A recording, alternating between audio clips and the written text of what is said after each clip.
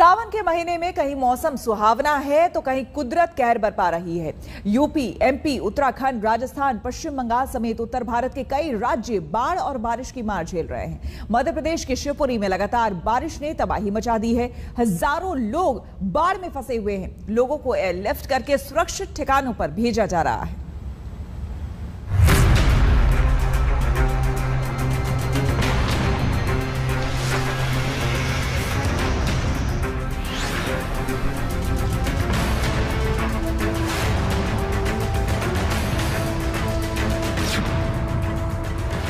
शिवपुरी में बाढ़ का कोहराम।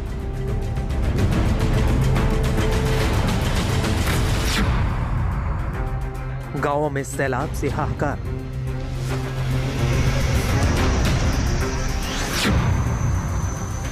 रेस्क्यू ऑपरेशन में लगे हेलीकॉप्टर।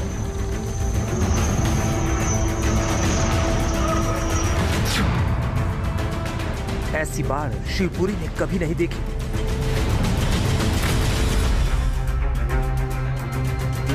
मध्य प्रदेश का शिवपुरी बाढ़ और बारिश में पानी पानी है। शिवपुरी के कोलारस में भारी बारिश के बाद निचली बस्तियां डूब गई हैं, सड़कें समंदर बन गई हैं। अंदाजा लगाना मुश्किल है कि कहां गड्ढा है और कहां पर सड़क। पानी के तेज बहाव के बीच जान जोखिम में डालकर लोग कॉलोनी से बाहर निकल रहे हैं।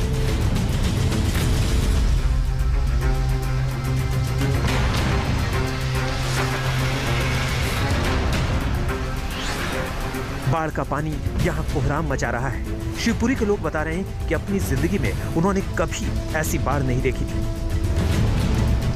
पहले कभी मेरे को यहाँ पे 15 साल हो गए, 15 साल से कभी इतनी बारिश नहीं हुई। ये पीछे पूरे टोटल मकानों में पानी भरा हुआ है। ये जो मकान था सामने, ये सब पूरा डूबा हुआ है। पिछले 24 घंटे में 800 मिलीमीटर से ज्यादा बारिश के बाद शिवपुरी के आसपास के 1000 से ज्यादा गांव जलमग्न हो गए हैं। इससे प्रभावित हुए हैं पूरे इलाके में हाहाकार मचा हुआ है। बीते 24 घंटों से जारी भारी बारिश के बाद मध्य प्रदेश के शिवपुरी और उसके आसपास के इलाकों में बाढ़ जैसे हालात बन गए हैं। हम कोलारस में इस वक्त मौजूद हैं और ये शिवपुरी का कोलारस गांव जो पड़ता है, इसमें आप देखिए किस तरीके से पानी जो है वो घुस चुका है। निचली बस्तियों में लोग अब यहाँ से निकल रहे हैं और ये तस्वीरें बता रही है कि किस कदर हाहाकार मचा है पूरे मध्य प्रदेश में, खासतौर से ग्वालियर चंबल संभाग में। इस वक्त भारी बारिश के बाद 800 मिलीमीटर से ज्यादा बारिश 24 घंटों में हो गई है शिवपुरी और उसके आसपास के इलाकों में। और कोलारस का ये निचला इलाका पूरी तरीके से पानी की जद में आ चुका है। आपको बता दें कि मौसम विभाग ने पहले ही अलर्ट जारी किया हुआ था और उसके बीच भीषण बारिश जो है उसने पूरी तरीके से जनजीवन को अस्त व्यस्त कर दिया है।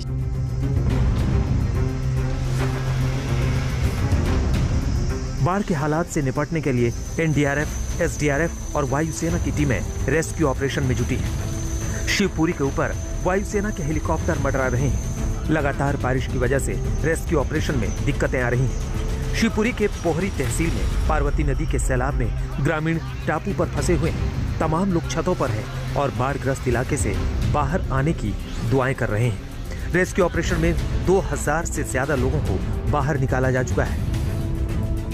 एनडीआरएफ की टीम है, हमारे लोग हैं। जमीनी रूप से जो भी किया जा सकता है तो रात को भी निरंतर सजगता रखी जाएगी कि किसी कोई व्यक्ति इस प्रकार जिसलिए जो लोग गांव में निचले इलाके में थे उन्हें शिफ्ट कर लिया गया। एनडीआरएफ की एक बस शिवपुरी से नरवर जाते हुए पलटते पलटते बची। बस के एक तरफ के पहिए सड़क से उतर गए, लेकिन बस एक बड़े पत्थर से अटक गई। बाद में इस बस को ट्रैक्टर से खींचने की कोशिश की गई। बड़ी मशक्कत के बाद बस यहां से निकल पाई। बारिश का कहर शिवपुरी शहर में भी बरपा है। यहाँ की कॉलोनियों में बारिश का पानी भर गया है। शंकर कॉलोनी में तो हालात ये है कि लोगों के घरों तक 4 से 5 फुट पानी घुस गया है। कॉलोनी में रहने वाले इसका दोष प्रशासन को दे रहे हैं। नाले का पानी इतना चढ़ चुका है कि घरों में 4.5-5 फुट पानी भर चुका है। इस संबंध में नगर पालिका प्रशासन से भी लगातार निवेदन किया, पीडब्ल्यूडी प्रशासन से भी किया। जो आगरा एबी रोड पर जो पुल बन रहा है कि मुरम हटा दीजिए, धनहानि हो जाएगी, लेकिन किसी ने गंभीरता से नहीं लिया। उसका परिणाम है प्रशासन की लापरवाही का परिणाम है कि घरों में 5-5 फुट 4.5 फुट पानी घुस चुका है और लोगों का जो नुकसान हुआ है उसके लिए कौन जिम्मेदार हो? निश्चित जिम्मेदार अधिकारियों के खिलाफ कार्रवाई होना चाहिए। उधर शिवपुरी के सिंध नदी पर बने अटल सागर डैम पानी से लबालब हो गया है, लिहाजा डैम के 10 गेट खोल दिए गए। 10 गेटों से पानी की जलधारा तांडव मचाते हुए आगे बढ़ रही है। इसकी वजह से आसपास के इलाकों में बाढ़ का खतरा मंडरा रहा है। मौसम विभाग ने शिवपुरी और गुना में अगले 24 घंटों के दौरान भारी बारिश का रेड अलर्ट जारी किया है। मुख्यमंत्री शिवराज सिंह चौहान ने शिवपुरी और आसपास के इलाकों में बाढ़ के मुद्दे पर प्रधानमंत्री नरेंद्र मोदी से बात कर सेना की मदद मांगी है। रवीश पाल सिंह, शिवपुरी, आज तक। उत्तर प्रदेश में बारिश ने कई शहरों में जल निकासी की पोल खोल दी है। झांसी स्मार्ट सिटी में शामिल है, लेकिन यहां 18 घंटे की बारिश के बाद कई इलाकों में सड़कों की जगह नाव चल रही है। फर्रुखाबाद में गंगा और रामगंगा नदियों का जलस्तर बढ़ने से दोआबा क्षेत्र के दर्जनों गांव बाढ़ की चपेट में हैं। उधर गंगा और यमुना में उफान की वजह से प्रयागराज में बाढ़ का खतरा मंडरा रहा है। ये नजारा देखकर एक बारगी आपको शक हो सकता है कि कहीं आप वेनिस में तो नहीं आ गए। वेनिस यानी वो शहर जो पानी में ही बसा है। तो जनाब, वेनिस का नजारा लेने के लिए आपको इटली जाने की जरूरत नहीं है। इसका तसल्ली बख्श इंतजाम कराया है झांसी के प्रशासन ने। ये स्मार्ट सिटी झांसी इतनी स्मार्ट है कि धरती कहीं दिखाई नहीं दे रही है, ना तो जमीन और ना ही सड़क। जल और थल का मजा तो ऐसा है कि पानी में खड़े हो जाइए तो पांव थल पर, तैरने लगिए तो पूरा तन जल पर। 18 घंटे की मूसलाधार बारिश ने यूपी की स्मार्ट सिटी झांसी की सारी स्मार्टनेस की कलाई खोल कर रख दी है। पूरा शहर जैसे पानी पानी हो गया। जिन सड़कों पर गाड़ियां चलती थी उन पर नाव चलने लगी। स्वभाव से ही उत्सव धर्मी भारत के बच्चे पानी में छपाक छई करने लगे। नाव क्या आई, उनके लिए मनोरंजन की बढ़िया चीज आ गई। झांसी की गलियों में घरों में 4 से 5 फीट तक पानी भरा हुआ है। सड़क पर पानी भरे होने की वजह से कई गाड़ियां पानी में फंस गई, इंजन बंद हो गया। यहाँ तक कि बाइक का भी पानी में चल पाना दूभर हो गया। शहर में पानी निकासी का कोई इंतजाम दिखाई नहीं दे रहा। दावा तो स्मार्ट सिटी का था, लेकिन स्मार्ट सिटी तो लबालब हुई पड़ी है।